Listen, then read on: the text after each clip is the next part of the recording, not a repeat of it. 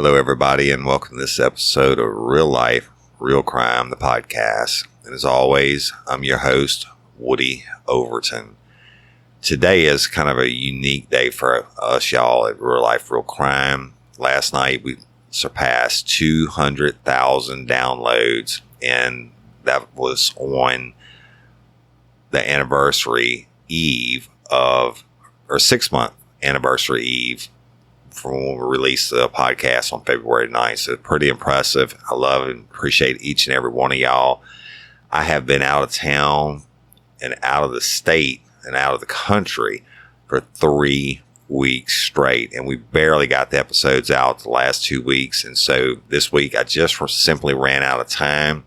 What I'm going to do is release one of our patron episodes that were locked up for patron members, and it's a very good one. It's a tough one to hear, but it's a good case.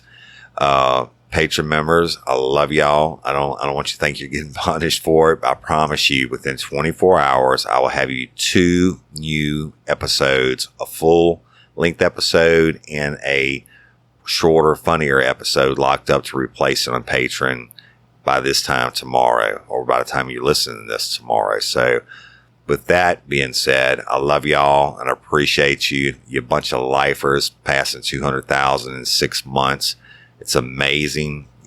I just love and appreciate each and every one of y'all. But let me tell you something before we get started. I got to tell you about a podcast that I'm loving, and it's called Fresh Hell Podcast. And it is by Annie and Johanna. I don't know how to say her name. If it was a Cajun name, I probably could say it, but it's Annie and Johanna. And listen, y'all, really well done podcast. And their latest episode is about the Axemen of New Orleans. And I actually read a letter, did the voiceover for the letter for this episode. So y'all go check it out and listen to it. It's really, really well done. So let me introduce you to them now. Annie and Johanna from Fresh Hell, the podcast.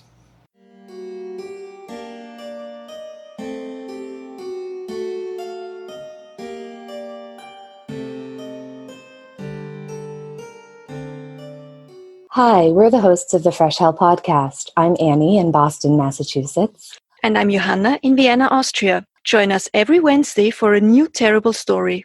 I focus mostly on cases in the U.S., and not just true crime like the terrifying axe murders on Smutty Nose Island, but also shocking stories like the New Jersey shark attacks of 1916. And I love to tell you about more obscure European cases. And let me tell you, Germany has produced more cannibals than one would think. So if you're a fan of true crime, but you also enjoy terrible stories of all sorts, give us a listen. We'll tell you everything you need to know and then some. Come find Fresh Hell Podcast on your favorite podcast platform. Auf Wiedersehen. See you soon.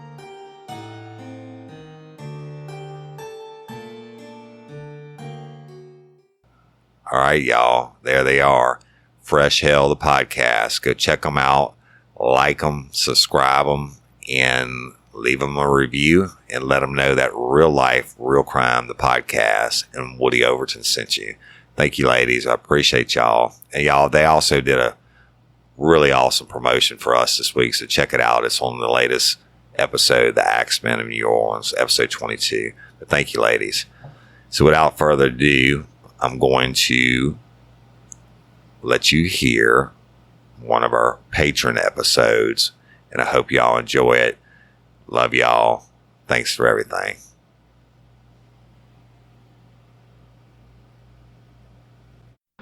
Warning. Each episode of Real Life, Real Crime, the podcast will contain descriptions of acts of violence or of a sexual nature and are for people that are 18 years or older. Heed my warning, people. I do not get the facts of these cases off the internet or from some television show. These facts I'm retelling were presented to me by the victims of the crime or the perpetrators who committed the crimes. My descriptions of the crime scenes or what I saw with my own two eyes. If you are going to get offended, turn this podcast off now. Thank you. Hello, everybody, and welcome to this bonus patron episode of Real Life, Real Crime, the podcast. And if you're listening to this, that means you are a tier 3 or 4 patron member, and I really, really appreciate your support. It really helps us out, y'all. And I thank you for it, and just can't tell you how much I love and appreciate each and every one of you. So today's story is titled Babysitter. In 2007, I was working as a detective with the Livingston Parish Sheriff's Office, and I was on the weekend shift with my partner, Detective Brad Trull. And we split up the weekend shift, y'all. Friday night, I covered the shift from 3 to midnight, and Brad Trull, my partner, covered it until like 7 or 8 a.m. in the morning. And then I was on the call during the daytime, or actually working, if you will, again until he came back out in the evening. But that Saturday morning, I was on the call part, and Brad was answering any detective calls. When I say on call, I mean on standby. Should Brad need my help? And the only way we would call each other out is if it was something major. There were a lot of calls we had handled, thefts or whatever, that one detective could handle it. We didn't bother the other one. And Brad Trull was a great partner. He had made Detective of the Year before, and I knew if he called me, it was going to be something bad. So I was like 7 o'clock that morning, and my pager went off. I was already up anyway, about to go 10-8 or on duty. And pager goes off, and it says 1021 Brad. 1021 is giving him a call. So I called him. I said, "What you got?" And he said, "Well, we got a 911 call of a burned baby." And I said, "Okay, what's the deal?" And he said, "I don't know all the details yet." He said, I'm headed to Holden, to the residence where it happened at." I said, "Well, where's the baby?" I said, "Is it dead?" He said, "No, they took it to the Children's Hospital in New Orleans." I said, "Well, hold up before you go over there." I said, "Let's meet up and tackle it together, because burned babies are never good, right?" And we didn't know any specific details of how bad or anything like that. So we met up, and I'm not going to use any names in this episode, y'all, of the bad guy or the family, because I don't know today what the status of that baby is, but naturally it would be probably 11 or 12 years old. So for those reasons, I'm not going to use it.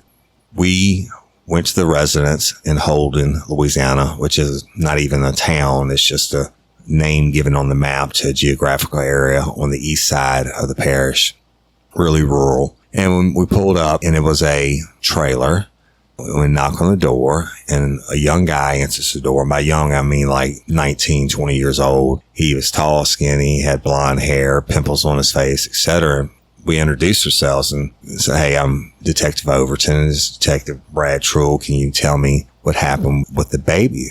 And he was like, I said, "Can we come in?" And he was like real, almost evasive. So I knew right away something was fucked up. So we go in, and just real kid gloved him, right? And just non-threatening, just trying to get some information. So didn't advise him his rights. At this time, we didn't know he was a suspect. And so just said, "Can you tell me what happened?" And he said, "Well, my girlfriend got in from work this morning, and she went to check on the baby, and there was something wrong with it."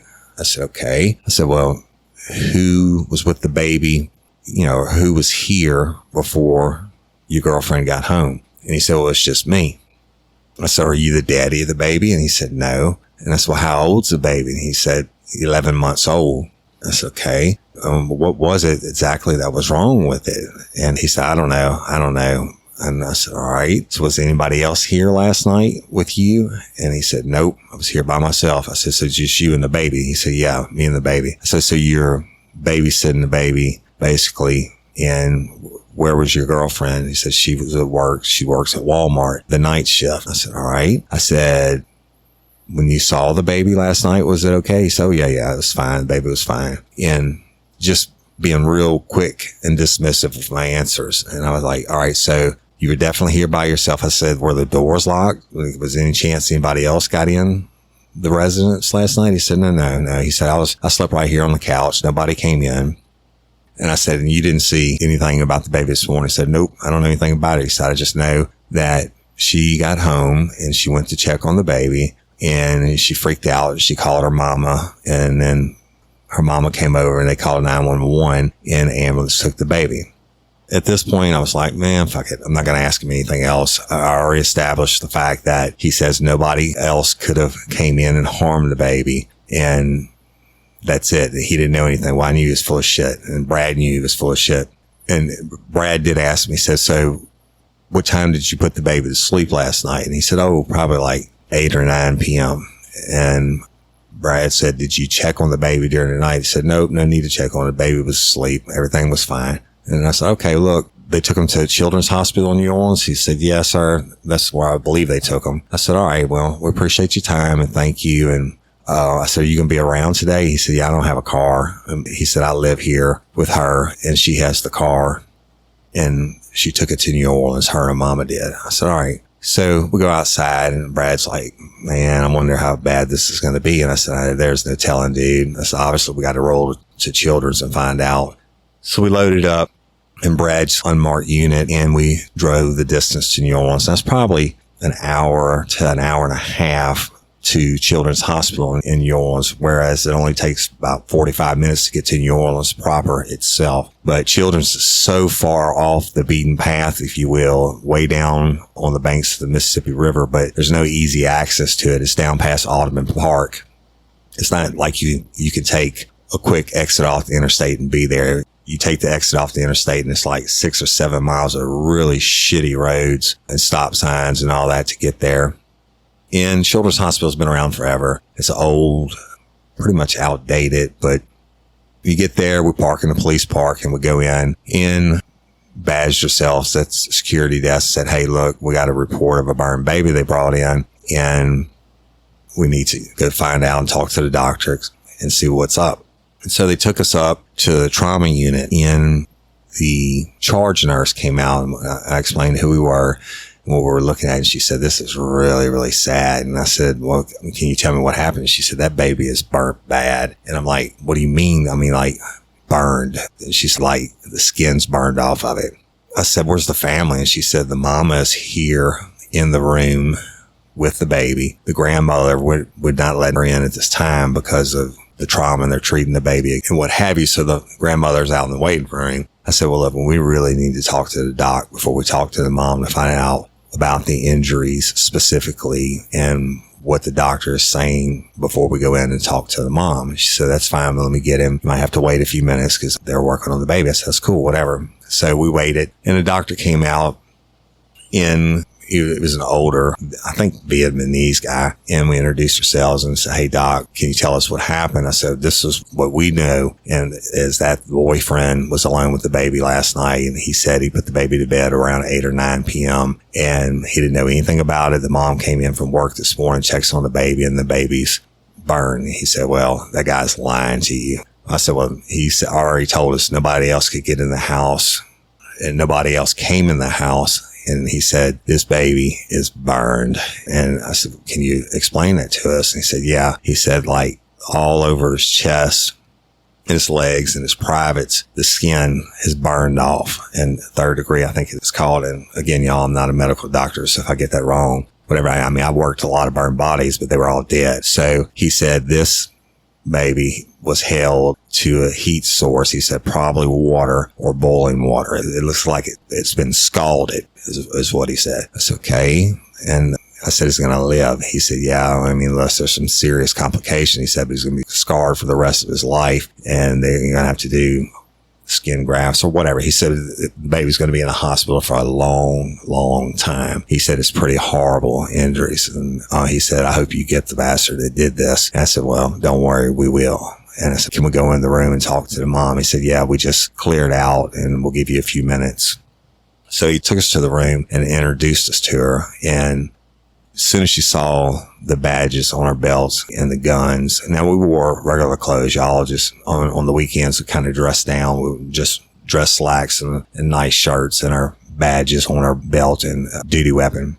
We didn't have uniforms, is what I'm telling you. But she sees the badges, and before I could even introduce myself, her eyes go big like a saucer, right? And then so I let Brad take the lead on it. And Brad said, hey, look, I'm Detective Truel. This is on part of Detective Overton. We understand that your baby got burned. And she said, oh, no, absolutely not. There's nothing wrong with my baby. And I was like, okay. And Brad said, well, let's have a look at it. The mom like jumps in front of the bed that the baby's in, right? I can't really call it bed. It's like one of those glass things.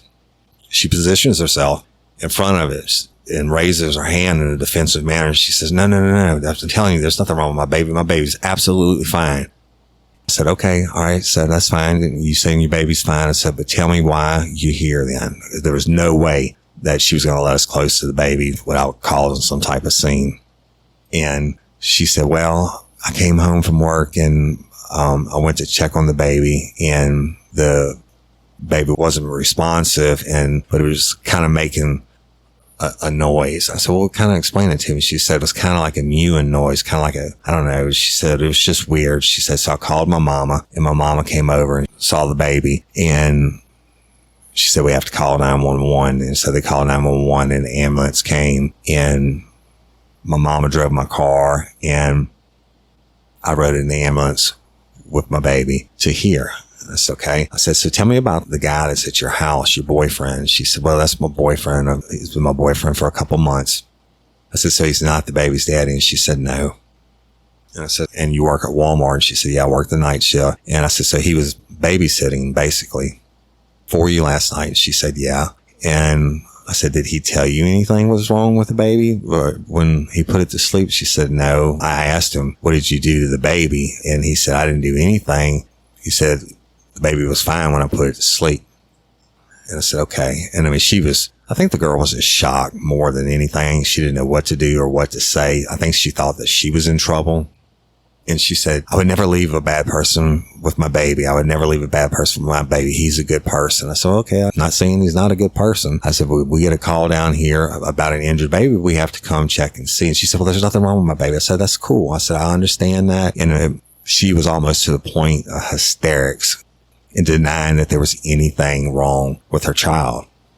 So just wanted to lock her into her statement. And I said, look, I just need to take a quick tape statement from you. And then you just tell me exactly what you just said. And I said, so turn the recorder on. I said, it's Detective Overton with Detective Truel. And we're here at Children's Hospital in New Orleans at such date, such time. And we're taking a tape recorded statement of the mother of this child. And I said, ma'am, what's your name? And she gave her name. I said, what's the baby's name? And she gave the baby's name. I said, can you tell me what happened? And she said, I left for work yesterday evening and I left him with my boyfriend. And when I got home this morning, I went to check on it and the baby was making a funny noise. And I called my mama and then they brought us down here. I said, okay. I said, so did your boyfriend say anything to you about anybody coming in the house or anybody doing anything to the baby? She said, no. And he didn't do anything to the baby either. He didn't do anything. I said, okay. And she said, I wouldn't let him stay with my baby if he was going to do something bad to it. I said, okay, that's fine. I said, but he's not the baby's father. And she said, no, he's not the father. I said, but there was no way like the baby's father could have came over and caused some kind of harm to the baby or anybody else. She said, no, nobody came to my house. She said, I just found the baby and the baby's going to be fine. She said, my baby's going to be fine. There's no even reason for y'all to be here. My baby's going to be fine.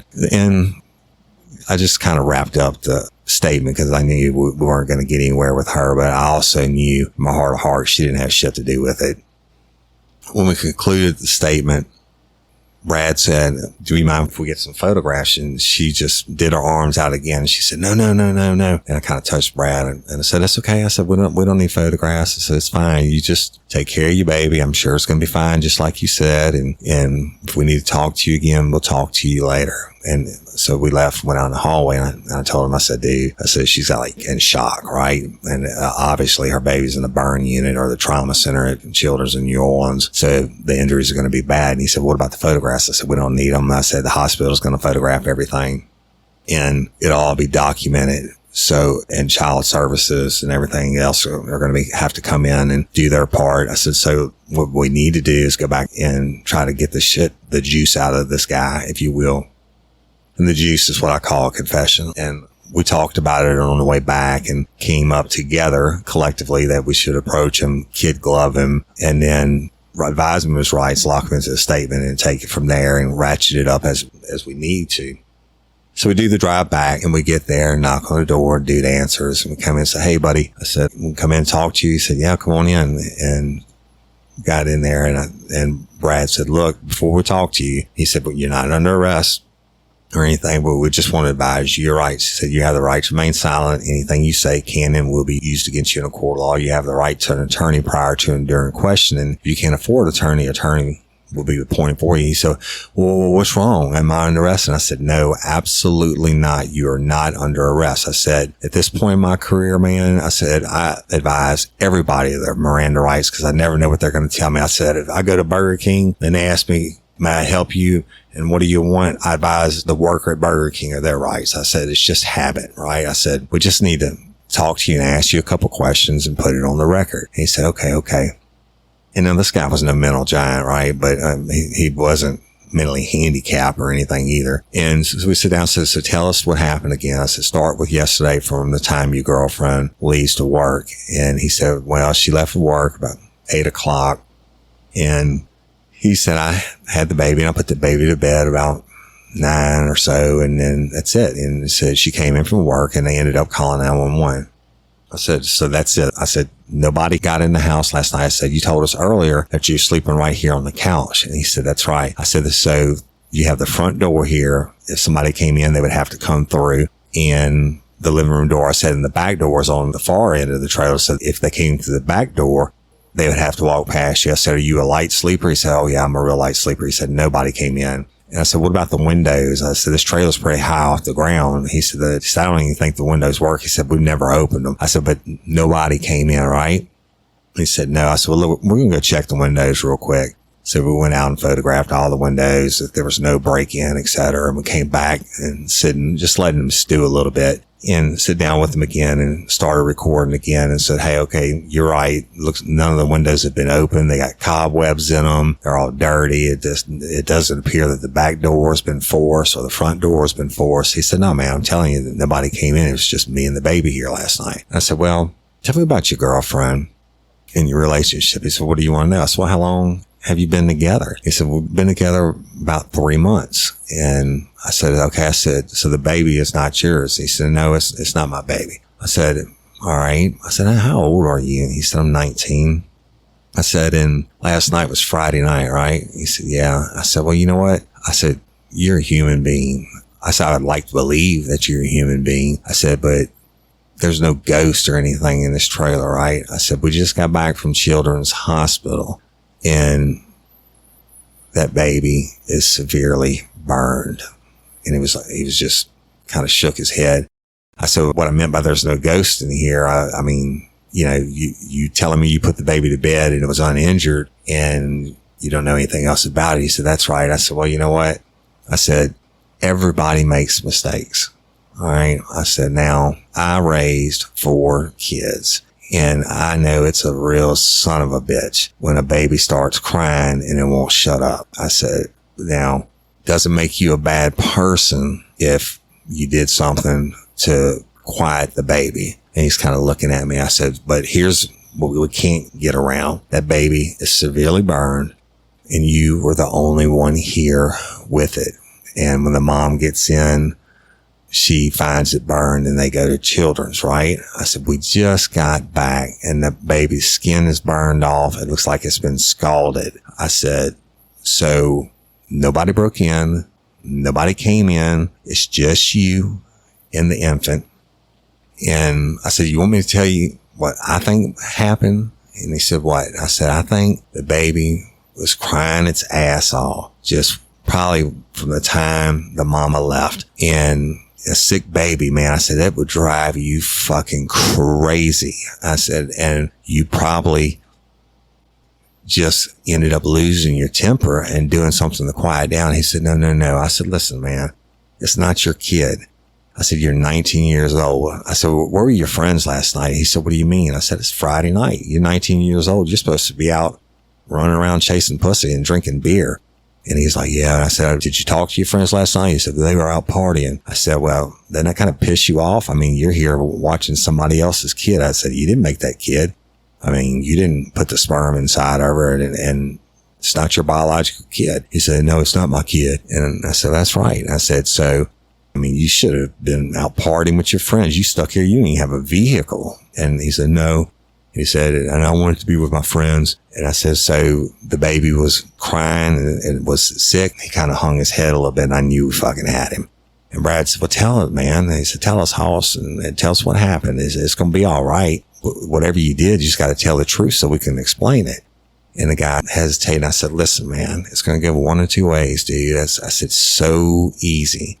Either you're a monster who did something horrible to that baby, or you're a 19-year-old kid who should have been out with his friends drinking and having fun, but you were here taking care of another man's child that was sick and crying and you did something to hush it up. I said, where's the kid's dad at? I said, why couldn't he babysit so you can go party with your friends? He said, I don't know. He didn't come around. I said, so look at you. You stepping up like a man, you being the daddy. He said, yeah, I do. And I said, you have a job? And he said, yeah, I work at a grocery store. I said, look at you. I said, you pay the bills here? And he said, I pay some of them. I said, look at you. You're a man. You stepping up. You taking care of another man's kid. This dirtbag isn't even around. I bet you he was out fucking partying and chasing pussy last night. He said, I bet he was. And I said, so, you know, kids don't come with instruction booklets and not your baby. I mean, what are you supposed to do? The baby's crying and wouldn't shut up. He's like, yeah, it was crying, man. It's just crying. I said, well, tell me about that. I said, I mean, tell me what happened. And he kind of hesitated again. And Brad was like, come on, man, you're right there. You want to tell us the truth. You want to get it off your chest because you're a human being. You're not a monster, right? And he said, no, I'm not a monster. I jumped on. I was like, then you got to tell us, Steve. I said, because it's going to end up really, really bad for you. I said, if this goes before a jury of people, you go to court, you get arrested, and that baby's burnt like that, and there's nobody here but you and them, then they're going to think, it's not his baby, and he's some kind of sadistic fucking animal that would do something to burn a baby. And he said, I'm not an animal, man. I said, again, it's not your kid. So, and you already said the baby was crying and wouldn't shut up. I said, so what'd you do? He said, well, man, I tried to get it to be quiet. I said, I know you did. I closed in the distance, put my hand on his leg. I said, brother, it's okay. Just tell us what you did. I mean, we're on your side. And he said, well, I just tried. He said, I tried to sing to it and I tried rocking it and he just wouldn't shut up. And I said, okay, I get that, man. I've raised 4 of them. Fuck, I know how aggravating that can be. I said, I would have done just about anything to get that baby to be quiet. I said, so what'd you do? I said, tell me. Hell, I might need to do it myself next time my kids cry. And he said, I couldn't do anything. I didn't know what to do. And he said, so I went to the kitchen sink and I turned the water on as hot as I could. And I was like, holy fuck. And I said, okay, and what'd you do? And he said, the baby kept crying, so I held it underneath the hot water and until it stopped crying. And I was like, fuck. I said, so how hot was the water? And he said, it was fucking hot. He said, it was burning my hands where it was touching it. I just saw like it was like scalding hot. He said, yes, as hot as I could make it. I had it wide open. I said, so you held the baby underneath the water. Can you tell me what you were seeing happen? He said the skin got really, really, really red and he shut up. I said, what do you mean? I said, when I held it under the water, the hot water, he finally stopped crying. I said, okay, so how long did you hold him under the water for? And he said, I don't know, a minute or two. I said, what part of him did you hold under the water? He said his chest and from his legs to like his neck. He said, I was holding him underneath his knees and underneath his back, his neck, and I held him underneath the water like that, underneath the faucet. I said, okay, so you saw the skin turning red from the hot water? He said, yeah. And I said, what'd you do? He said, he shut up. So I wrapped him in his blanket and I went and put him in his bed. I said, all right. I said, did you go check on him? He said, nope. And it never made another sound. He said, I didn't have to check on him. I said, well, what'd you do after you wrapped him in the blanket and put him in the bed? He said, I watched some movies. I said, what'd you watch? He said, I watched The Fast and the Furious. I said, oh, the race car movie? He said, yeah. I said, was it good? He said, yeah. He said, I watched that. It was on HBO. And then I watched some other stuff. And he said, until I fell asleep. And she came in this morning and gave me a kiss, and she went to check on him. And that's when she started freaking out. And she was like, what'd you do? What did you do to him? What'd you do? And she said, I told him I didn't do anything to him. I just put him to bed, and he went to sleep. And she called her mom and came over. And look, you know, what a fucking piece of shit, right? And even though he's a young guy, and y'all, sometimes to get the juice, you have to play up to their sickness or whatever, right? Like me telling them, tell me what you did. I may want to use it on my own kids. You know, so trying to validate his existence, if you will, much less his actions. And he took it hook, line, and sinker. So we walked him through it again. Actually, Brad did. Walked him through it again on Odyssey. It's okay, look, just so we can be clear, tell me A to Z what happened. And the guy said the same thing. The baby had been crying. He wouldn't shut up. And he tried to rock it and tried to give it a bottle and tried everything that could. And he finally said he just lost his temper. And when he turned the sink water on as hot as it would go, and he let it get hot until he saw steam coming off of it. And then the baby was still crying, and he grabbed it underneath his legs and by the back of the neck and held it under the water and watched the skin turn red. And he said, and I'll never forget this, he said, but he stopped crying. And Brad said, what did he do when he stopped crying? He said, he didn't do anything. He just started shaking.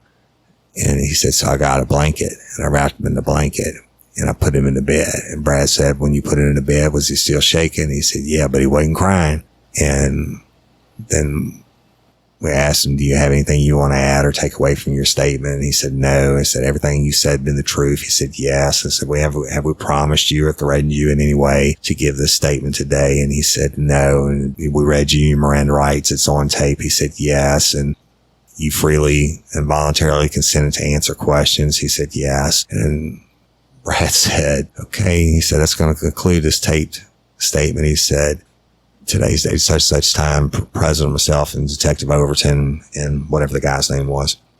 And then turned the tape statement off. I thought Brad was going to knock that motherfucker out. And Brad stood up and said, now you stand up, you fucking piece of shit, and put your hands behind your back. You're under arrest. I was like, what do you mean? And I said, yeah, you're under arrest for whatever we can put the charges on you for. But that's what kind of one that always stuck with me. We took him in and booked him to jail. I think he pled out to like 20 years, which is a considerable amount of time when you're 19, even if you do half. And he's probably out of jail now. He probably made parole, but I promise you, he had a hard 10 years for burning that baby up like that. And there were no charges brought against the mom. I mean, it wasn't her fault. She's just a kid trying to eke out a living and take care of a baby. And I'm sure she feels horrible about it. That's why I didn't say the family's name or anything, y'all, or the baby's name. But anyway, that's it. And I hope you enjoyed this episode, this bonus patron tier 3 and 4 episode. And I appreciate y'all. And thank you so much for subscribing and supporting us financially on the podcast. You patron members rock. And today we passed over 85,000 downloads in 92 countries across the world. And you're awesome. And we appreciate you. And don't forget, y'all use your hotline benefits. Call in any questions, or you have it about anything. It could be about my career or an episode or about the price of eggs in China. I don't care. Or call in statements or bitches or gripes or complaints, whatever you want to know. Or if you want to give a shout out, y'all use the hotline. A lot of y'all do use it, and I appreciate that. But everybody likes your questions. And as soon as we drop the hotline episodes, we always get a couple thousand downloads of it right away. So y'all, if you want to, call it in. If you don't like hearing your voice, send me the text message or text it to that number, and I'll read your question for you. So, and you have your other benefits. I mean, tier 3 and 4, you get a really significant discount in the store. I think it's 30%.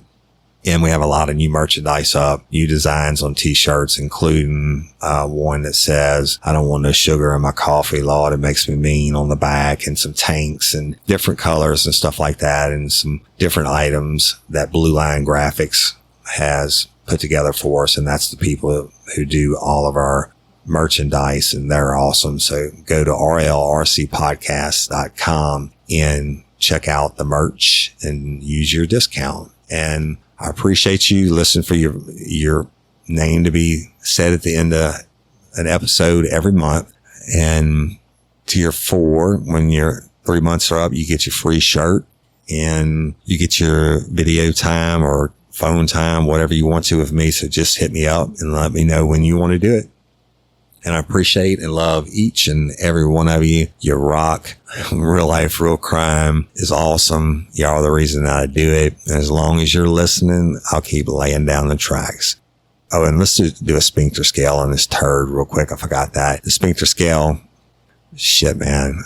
I would say murder by you if he wasn't so young and dumb, but I'm going to give him a 9 on the sphincter scale. I mean, thank God that the baby lived, and I don't know what the status of the child is today, but I'm hoping it's doing well, and I'm hoping it's not carrying too many scars, or I don't know what you say about that, right? I just hope it's having the best life that it can have. Anyway, thanks again, and I'm Woody Overton, your host, and don't let me catch you down on murder. Bye.